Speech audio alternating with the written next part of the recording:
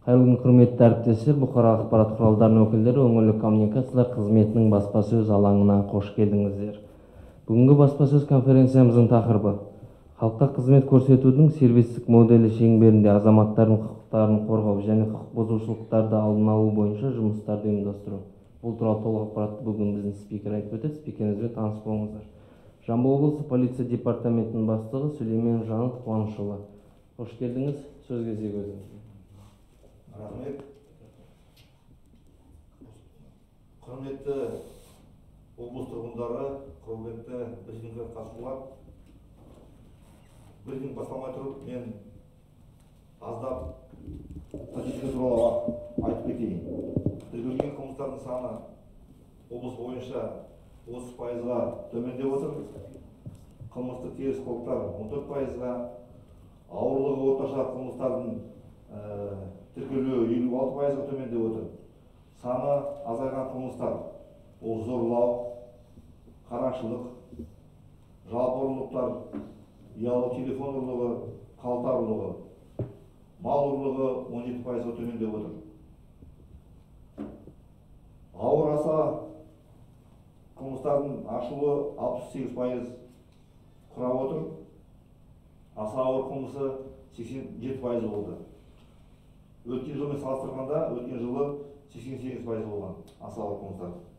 Қабылданған шаралардың нәтижесі бойынша облыстағы 10 мың тұрғынға шаққанда қылмыс деңгейі 54 құрайды.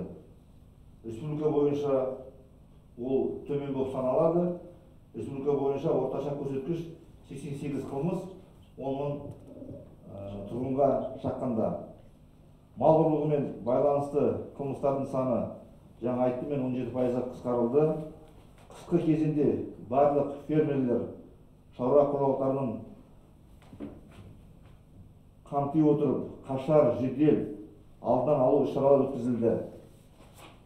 Шекаралар нарядтармен тосқаулардың өткізу пункттерінен айналымын өтіп, малды айдап өту мүмкіндік беретін белгілі орындарда мемлекеттік шекараның 12 учаскесіне бірлескен жоспар аясында шекара қызметімен тексеру жүргізілді.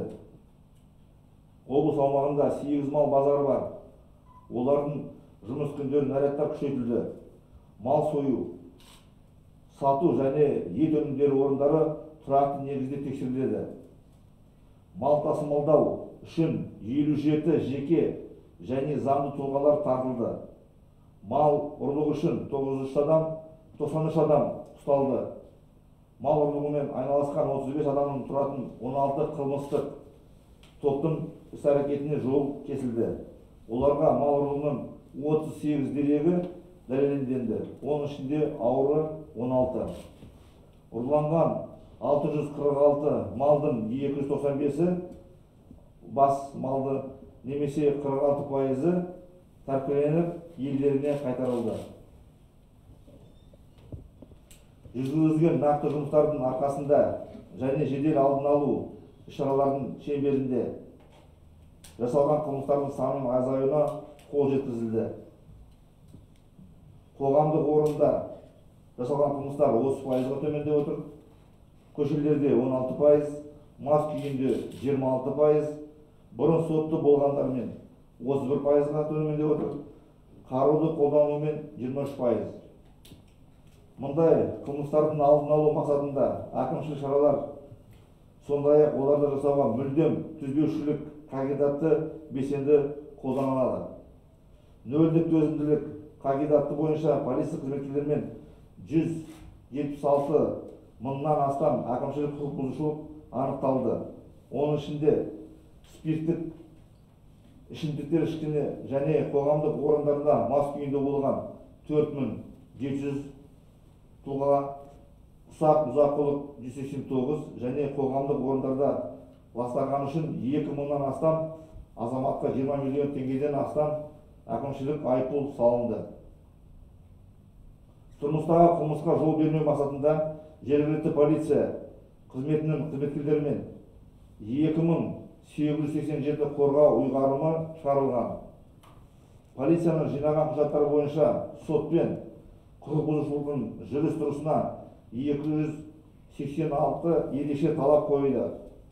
Қорғау нұсқамасының талаптарын бұзған үшін 125 тұрмыстық жанжалқой тартылды.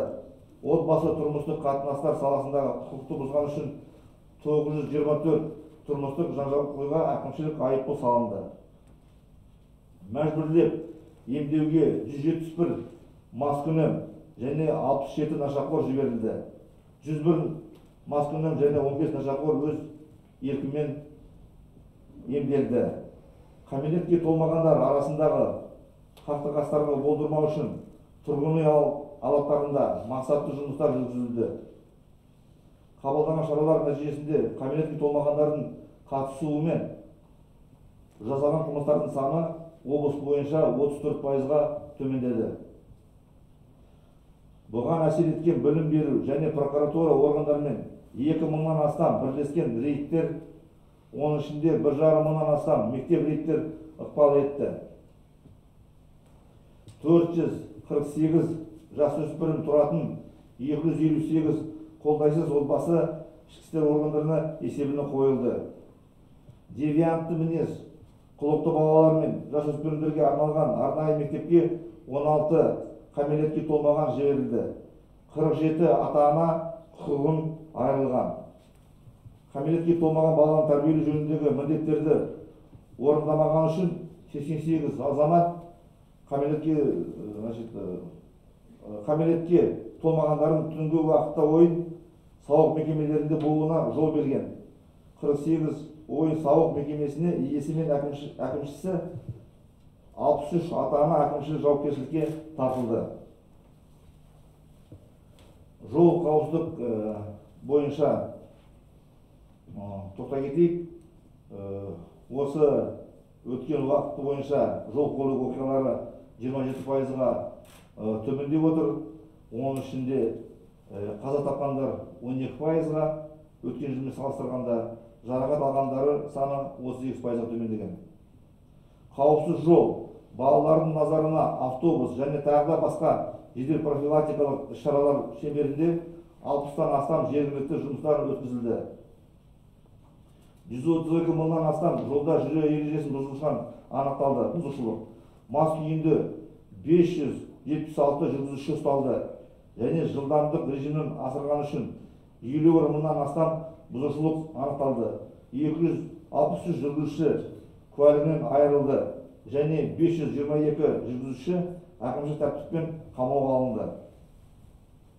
Жол көлік оқиғасы көп орын алған жерлерде, әсіресе рөлде ұйықтау жерлерінде 700 км-ден астам дыбысты жолақтары немесе 50 жол учаскелеріне орнатылған.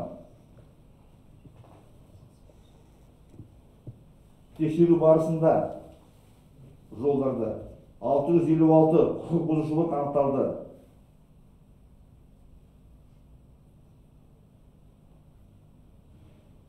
Ал осы жылда есірткі қылмысы туралы айтып кетейік. 750 есірткі қылмысы бар анықталды. Оның ішінде 116-сы ол есірткіні өткізу дерегі. Заңсыз айналымнан 2 тонна 969 килограмм түрлі есірткі құралдары алынды. Оның ішінде 2 тонна 900 марихуана, 69 килограмм гашиш, 1 килограмм 13 грамм героин. Мониторинг барысында синтетикалық есірткі құралдарын тартумен айналысатын 50 интернет сайт анықталып бұғатталды. Жасыл ел Тараз және Тараз жастары ұйымдарымен бірлесіп үйлердің қабырғаларына жазылған 700-ден астам граффити жазулары жойылды. Жұмыстың сервистік моделі енгізілуде. Оның негізгі элементі халықтың қауіпсіздігі мәселесі шешу үшін полиция қадамдық қолжетімділікте қағидатты болып табылады. Патрульдік нарядтардың жұмысы саябақтардағы, аулалардағы, скверлердегі және азаматтар көп жиналатын орындарға, көшелерде құқықтық тәртіпті қамтамасыз етуге бағытталған. Бүгінде біз азаматтарды дереу қабылдау, сондай-ақ халыққа қызмет көрсету мәдениетті арттыру бойынша барлық шараларды қабылдап жатырмыз. Бүгінгі таңда фронт офистер барлық 14 аумақтық бөлімшелерде жұмыс істейді. Полиция қызметінің жұртшылықпен өз көзқарасын қалыптастыру бойынша ауқымды ақпараттық жұмыстар жүргізілуде. Ағымдағы жылы жолда қабылдау республикалық акция 7 рет өткізілді. Акция барысында облыстың 5,5 мыңнан астам тұрғыны жүгініп, олардың 7 мың өтініші түсті. Бұқаралық ақпарат құралдарында, оның ішінде электрондық ақпарат құралдарында 10 мың сөз сөйлеумен жарияланған жарыққа шықты. Оның ішінде республикалық 7,5 мың, облыстық 2,5 мыңнан астам. Телеарналарда 800 бағдарлама мен сюжет көрсетілді.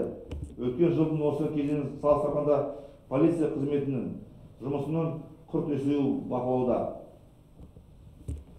Полиция қызметінің өз имиджін арттыру және алдын алу жұмыстарын күшейту мақсатында қарасора, құқықтық тәртіп, мал ұрлығы, пәтер ұрлығы, назар аударыңыздар, балалар, жаяу жүргінші, қауіпсіз аула, назар ортасында жол қозғалыс ережелерін сақтау, интернеттегі алаяқтық тақырыбында бейнероликтер дайындалды. Полиция қызметкерлерінің жұмыс туралы ақпарат полиция департаментінің ресми сайтында және әлеуметтік желілерде парақшаларда күн сайын жаңартылып отырады.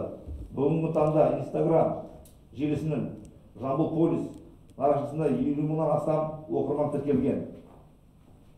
Журналистермен бірлесіп рейдтер, баспасөз конференциялары өткізіледі.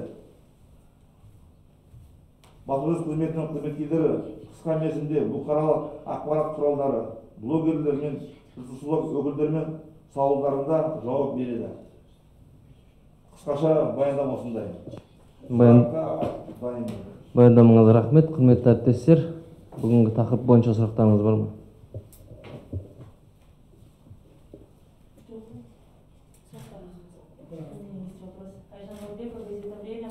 У меня несколько вопросов к вам. Первый, наверное, раз уж мы говорим о сервисной полиции, о служащем государстве, то, наверное, стоит сегодня задать вопросы, которые долгое время не находят свои ответы в социальных сетях. Первое, это по поводу памятника Газиза Байтасова, который сейчас, к сожалению, находится вот там за Кутье. Есть ли возможность такая перенести его куда-то в более такое значимое место, может быть, хотя бы в парк ЖМС имени Балажана Мушылы, где у нас есть мемориальный комплекс в память о героях различных событий? Это первый вопрос. Второй вопрос. По поводу патрульных полицейских Сарабаева и Обакирова. Возможно, вы сейчас тоже скажете, как многие люди, которые занимались следствием, что можно дать какой-то комментарий после апелляции, но тут другой вопрос, потому что впервые, наверное, за много лет само население стало на защиту полицейских. И тут чуть-чуть непонятно, вот как получилось так, что полицейские остались обделены вниманием своего руководства, и получается, что есть такое дело в отношении погибшего о том, что он оскорблял полицейских. То есть, если сократится это дело, есть вероятность, что эти патрульные оправдаются. Вот как вы можете прокомментировать эту ситуацию? И еще один вопрос по поводу ДТП по проспекту Жамбыла, где погибла женщина. К сожалению, никакой информации, ну такой вот подробной или такой, который может какой-то вот свет пролить на эту ситуацию, нет. Есть скудная информация, что действительно, да, было ДТП, да, действительно такое произошло, но именно какие меры применялись в отношении человека, который совершил это действие, именно кто это. Получается, человек, который совершил преступление, тут вот о нем ничего не известно, то есть можно было его защитить, возможно, да, мы же этого не знаем, потому что подробного ответа нет. А получается, полицейских мы не можем защитить. Вот как вот... Алимбек, да. Да.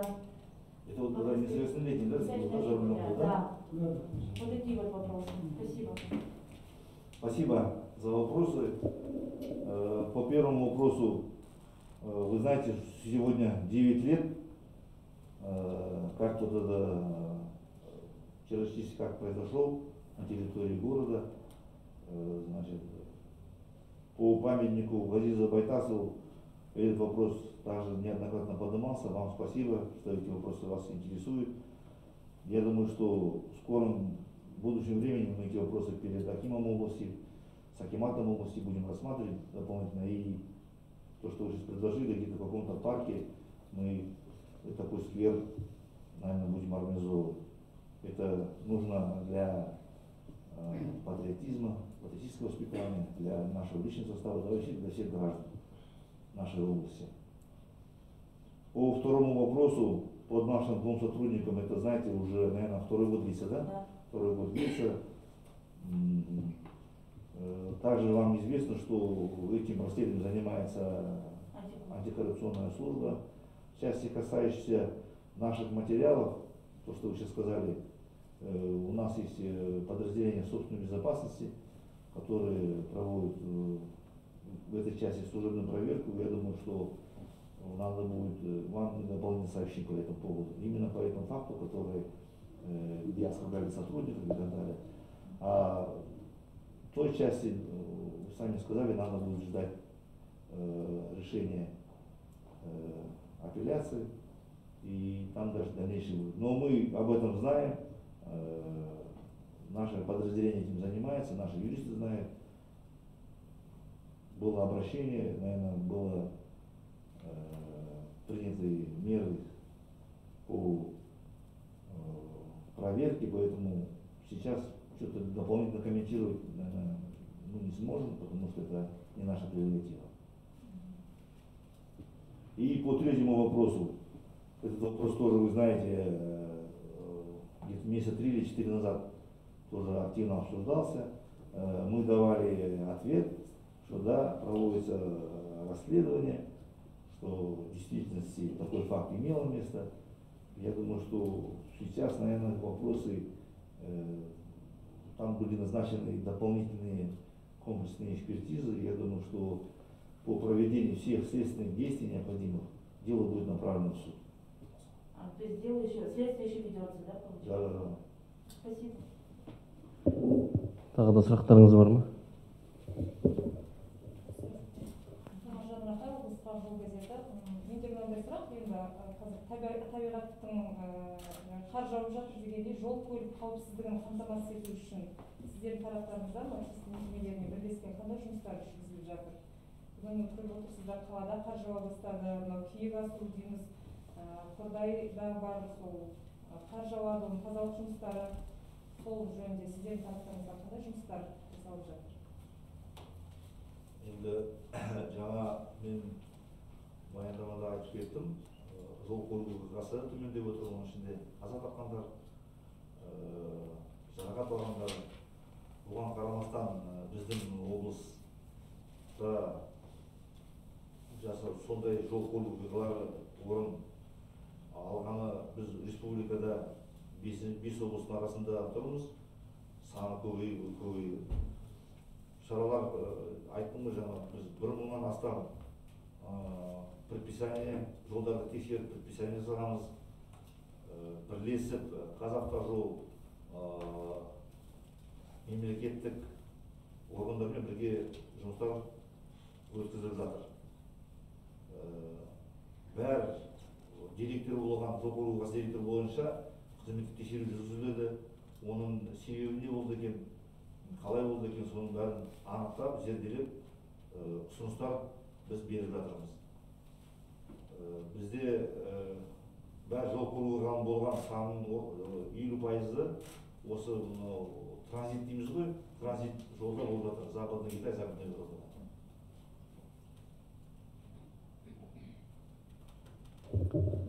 Әлеуметтік желі Facebook желі қолданушылары сізге бірнеше сұрақ жолдаған болады екен. Бірінші сұрақты атап өтейін. В нашем городе есть комплексы Сергек?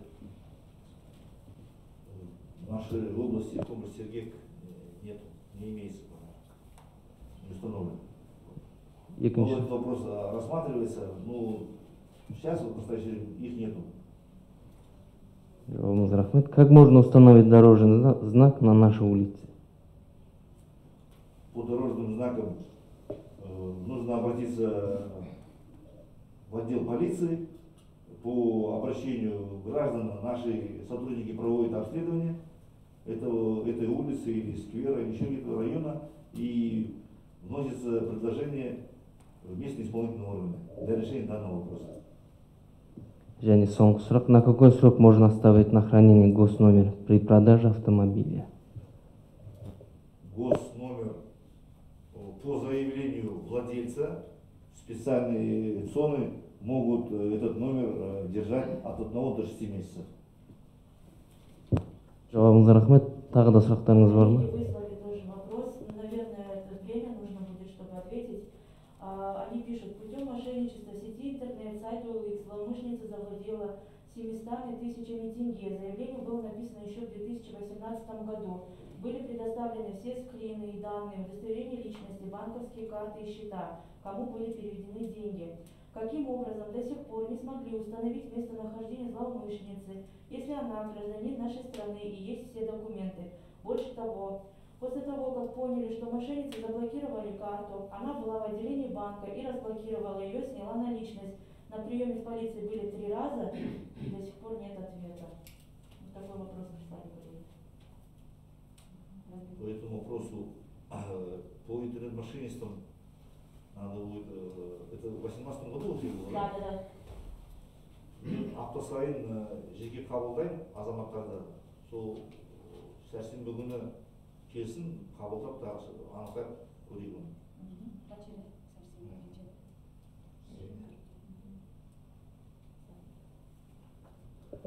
Тағы да сұрақтарыңыз бар ма?